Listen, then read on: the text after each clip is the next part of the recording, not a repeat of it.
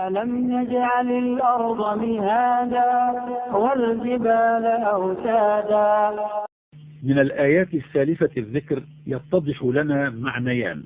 المعنى الأول إن الجبال تشبه الأوتاد شكلا، إذ إن قسما من مادة الجبال يغرق في طبقة القشرة الأرضية. والمعنى الثاني إن الجبال تشبه الأوتاد دورا، أي أنها تعمل على تثبيت القشرة الأرضية وتمنعها من أن تميد وتضطرب.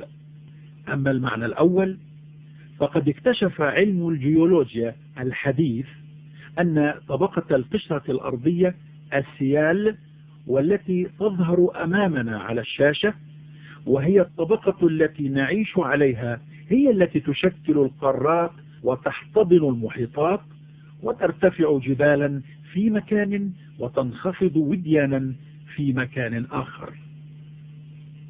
وتلي هذه الطبقة مباشرة طبقة السيمة، وهي أكثف من طبقة السيال، ولكن تحت ثقل هذه الأخيرة يصبح لها قوام عجيني، الأمر الذي يسهل انزلاق القارات عليها. فالقارات جميعها تنزلق بسرعة ملحوظة وباتجاهات متعددة حسب القياسات الحديثة للأقمار الاصطناعية. جاء في كتاب الأرض أرث لفرانك بريس إن الجبال الضخمة لا ترتكز على قشرة صلبة، إنما هي تطفو على بحر من الصخور الأكثر كثافة. وبمعنى آخر إن للجبال جذورا أقل كثافة من طبقة السيمة تساعد هذه على العوم.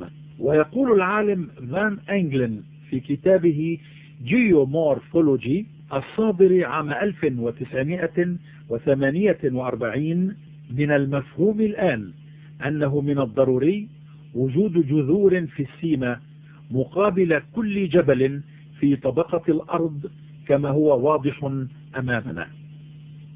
ولنفهم هذا التوازن نأخذ مثلا الجليد، فالجليد أقل كثافة من الماء، كما أن السيال أقل كثافة من السيمة.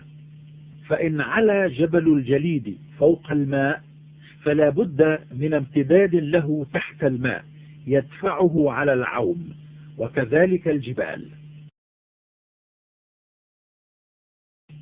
وكذلك هو الحال بالنسبة إلى السفن البحرية، فلا بد للسفن من جذر غارق في الماء يدفعه إلى أعلى ويساعدها على الطفو.